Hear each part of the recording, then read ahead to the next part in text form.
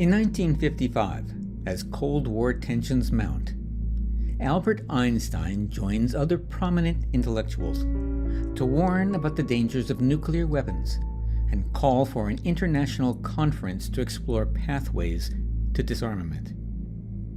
Such a conference is held in 1957. But Einstein doesn't live long enough to attend.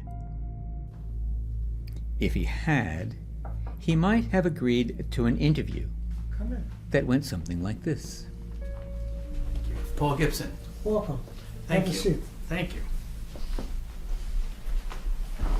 Professor Einstein, my editors and I couldn't be more excited about having the opportunity to have a conversation with a preeminent scientist of this century. Oh, you're too kind. Do you mind if we just sort of dive in? Sure, go ahead. This upcoming conference is focused on atomic weapons, which are enabled by advances in physics, to which you are very much associated in many, many people's minds. How do you feel about that? I really have a problem with it. I wouldn't want my legacy to be weapons. I'd like to be remembered in a different way. I've made a lot of scientific contributions, discoveries that have nothing to do with weapons, but also just being remembered as a curious person who kept pondering things to figure out how things fundamentally work. Curiosity is a wonderful thing because it's not just learning, but it's the wonderment that a child has, and that it keeps you young, if not in body, mind, and spirit. That requires an openness and flexibility of mind not shared by all.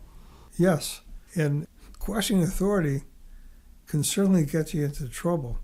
No better example than Galileo, who became a champion of fighting dogma.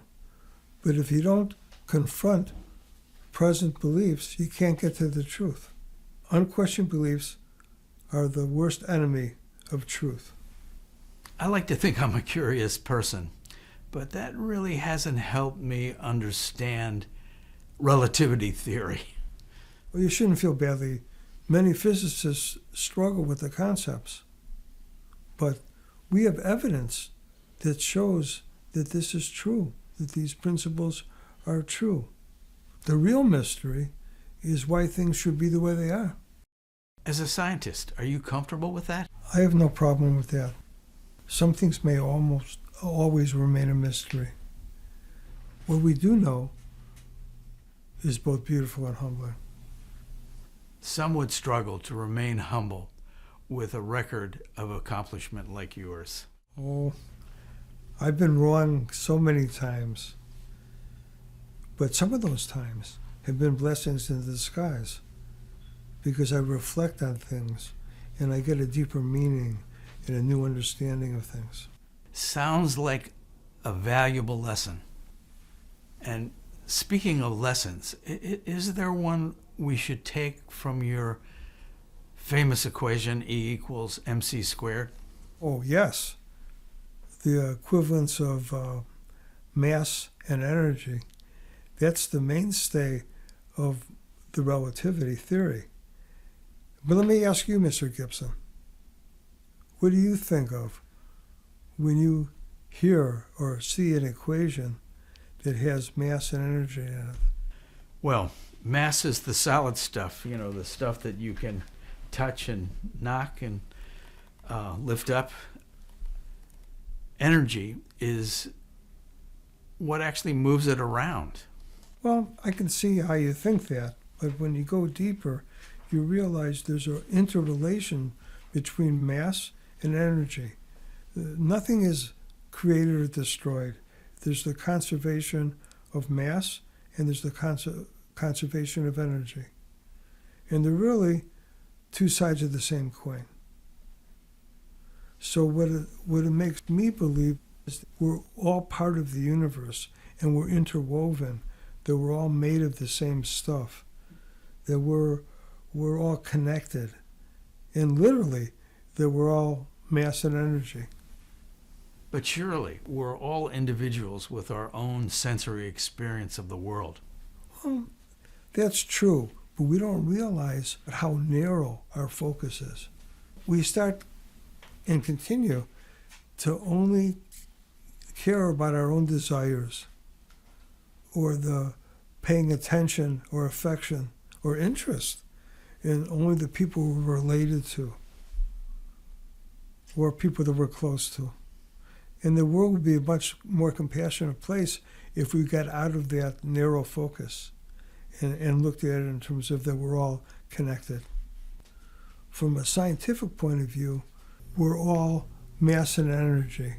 And that's the real lesson of this, the connection that we're all related together. The idea that our experience is different depending on the speed at which we're traveling really is counterintuitive. You think a second is a second. But it depends on how fast someone's moving.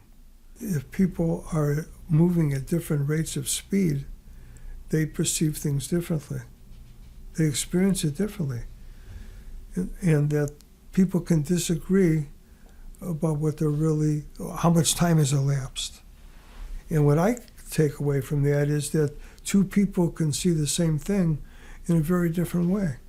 For example, the saying, time flies when you're having fun. And at the same time, some people have said that some of my lectures last forever. Professor, do you ever worry about not getting a chance to finish your life's work? No, I don't worry about that. In fact, I think that most people worry too much about what's going to happen when they die. My belief is to embrace life now, not to get involved too much with the past, which is gone, or the future, which you're just speculating about what's going to happen, but to really see the marvel of being alive and the beauty of the whole universe. In fact, I've come to believe that it's important, perhaps critical, to be in the present moment every day. Of course, I don't have time for that. In fact, indeed, I'm joking. But I make a point of being in the present moment part of each day. Because that's all that exists. And that's where you find the beauty of life and of being alive. And I believe that if you have beauty and kindness and truth, that's all you need.